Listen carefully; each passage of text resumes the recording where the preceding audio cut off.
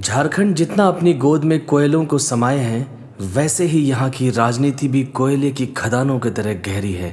आदिवासी समूहों का गढ़ माने जाने वाले इस राज्य में आदिवासी हमेशा से अपने हक की लड़ाई लड़ रहे हैं। खनन माफियों का प्रकोप हमेशा से झारखंड का मुख्य मुद्दा रहा है और आदिवासियों की अपनी संसाधन को बचाने की कहानी का इतिहास भी काफ़ी पुराना है। इन्हीं सब कहानियों में से एक बहुत ही दिलचस्प कहानी है सिबो सुरेन की। आज के सियासी वृत्तांत में हम आपको सुनाएंगे सिबो सुरेन की कहानी।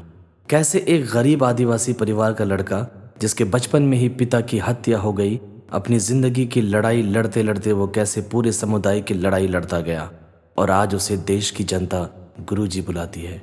सिबो सोरेन का जन्म 11 जनवरी 1944 को हजारीबाग में हुआ, जो उस समय बिहार का हिस्सा था। गरीब आदिवासी परिवार में जन्मे सिबो सोरेन के पिता सोबरन सोरेन ने अपने बच्चों को शिक्षा देने की सोची, क्योंकि वो खुद पेशे से एक शिक्षक थे। लेकिन गांव के बड़े साहूकार और जमींदारों को ये बात हजम नहीं हो पा रही थी कि एक आदिवासी का बच्चा शिक्षा ले रहा है।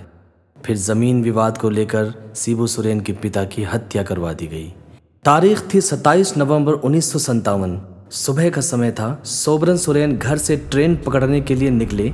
क्योंकि स्टेशन तक कोई सड़क नहीं था, तो ऐसे में रास्ता जंगलों से होकर गुजरता था। ऐसे में वो जंगल के बीच से चले जा रहे थे, तभी घात लगाकर बैठे कुछ अज्ञात लोगों ने उनकी हत्या कर दी। क्योंकि बड़े साहूकार और जमींदारों से उनका हमेशा 36 का आंकड़ा रहा है, तो ऐसे में शक की सुई भी उन्हीं पर गई। लेकिन आखिर में कुछ भी नहीं हुआ, क्योंकि किसी के खिलाफ कोई सबूत मिला ही नहीं। गरीबी की मार झेल रहा सिबू का परिवार अनाथ हो गया।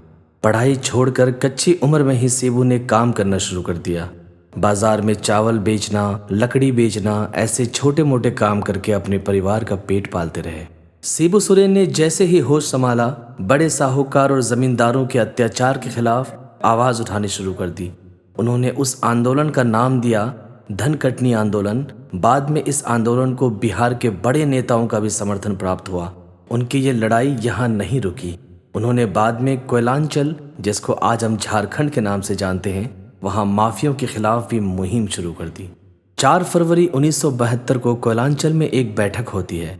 सिबू सोरेन के धनकटनी आंदोलन में उनका साथ देने वाले विनोद बिहारी महतो और कॉमरेड A.K. राय, ये तीनों लोग विनोद बिहारी के घर पर मिलते हैं और फिर वहां तय होता है कि बिहार से एक अलग राज्य की मांग के साथ एक दल का गठन किया जाए, जिसका नाम होगा झारखंड मुक्ति मोर्चा। क्योंकि तीनों लोग हाल में ही बांग्लादेश को मिली आज़ादी और उससे बांग्लादेश मुक्ति वाहिनी के संघर्ष से काफ़ी प्रभावित थे, इसलिए इन्होंने भी अपनी पार्टी के नाम में मुक्ति शब्द को जोड़ लिया, जिसका एकमात्र उद्देश्य बिहार से अलग झारखंड राज्य की मांग को लेकर संघर्ष करना था। विनोद बिहारी महतो को झामुमो का अध्यक्ष और सिबू सोरेन को महासचिव बनाया गया। हालांकि 1972 में ही झारखंड मुक्ति मोर्चा की स्थापना करके वे राजनीति में कदम रख चुके थे, लेकिन सिबू सोरेन का नाम तब चमका जब 1975 में चिरुडी गांव में गैर आदिवासी, जिन्हें आदिवासी दीकू कहते हैं, उन्हें अपने क्षेत्र से बाहर खदेड़ने के लिए हिंसक भीड़ का नेतृत्व कर रहे थे। इस घटना में 11 लोगों की मौत हो गई। सिबू सोरेन पर इस भीड़ का नेता होने के तौर पर FIR दर्ज हुआ, लेकिन सिबू सोरेन तब तक अपने आदिवासी समाज में हीरो बन चुके थे। बाहुबली प्रवृत्ति के सिबू सोरेन खुद की अपनी न्यायालय लगाते थे, जहां वो गैर आदिवासियों द्वारा होने वाले अन्याय का फैसला खुद करते। इस घटना के बाद उन्होंने पारसनाथ के घने जंगलों में अपना ठिकाना बना लिया और वहीं से आंदोलन चलाने लगे और गांव-गांव जाकर आदिवासी लोगों को ग्राम पर आधारित अर्थव्यवस्था का मॉडल समझाने लगे।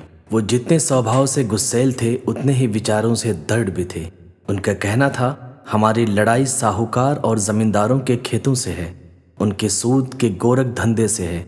कोई उनके परिवार या किसी भी अन्य चीज पर आंख उठाकर ना देखे।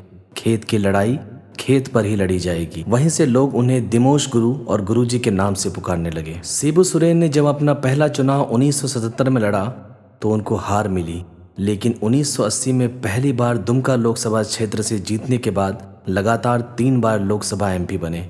2006 में पहली बार मनमोहन सिंह की सरकार में कोयला मंत्रालय संभालने का मौका मिला, लेकिन उनके विवादित अतीत ने उन्हें वापस से घेर लिया। 30 साल पुराना चिरुडी कांड, जिसमें मुख्य अभियुक्त सिबू सोरेन थे, उनके खिलाफ वारंट निकल गया। वारंट से बचने के लिए शिबू सोरेन पहले अंडरग्राउंड हो गए, लेकिन फिर बाद में उन्होंने कोयला मंत्री के पद से इस्तीफा दे दिया और जेल चले गए। जेल से आने के 1 महीने बाद उन्हें फिर से कोयला मंत्रालय संभालने का मौका मिला। शिबू सोरेन का राजनीतिक काल कई विवादों से भरा रहा। 1994 में अपने ही पर्सनल सेक्रेटरी शशिनाथ झा का किडनैपिंग करके उनकी हत्या के आरोप में फंसना सबसे ज्यादा खबरों में रहा। हत्या की वजह सीबीआई ने अपनी जांच में बताया कि शिबू सोरेन की पार्टी के 4 नेताओं को खरीदा गया था नरसिम्हा राव की सरकार बचाने के लिए, जिसकी जानकारी शशिनाथ को थी, इसलिए उसकी हत्या कर दी गई। 12 साल के बाद 2006 में शिबू सोरेन को हत्या का दोषी पाते हुए उम्र कैद की सजा सुनाई गई।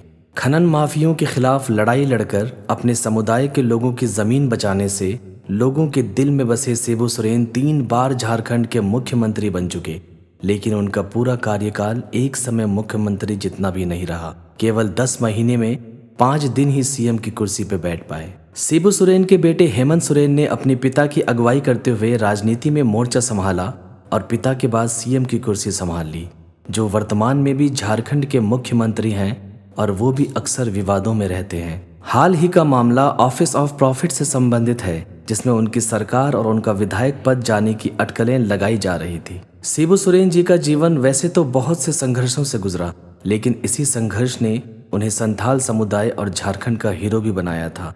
कहें तो उनका मसीहा, इसीलिए लोगों ने उन्हें नाम दिया दिमोश गुरु, यानी देश का गुरु। दोस्तों, आपके लिए ये स्टोरी लिखी थी हमारे साथी फराज जमाल ने, और ऐसे ही शानदार सियासी वृतांत के लिए हमारे चैनल को सब्सक्राइब करना ना भूलें और साथ में नोटिफिकेशन बेल आइकन पर भी क्लिक कर दें, जिससे जब भी हम कोई नई वीडियो लेकर आएँ तो आपको पता चल जाया करे। आज के लिए इतना ही, कल फिर मिलते हैं किसी नए किस्से के साथ। तब तक के लिए नमस्कार।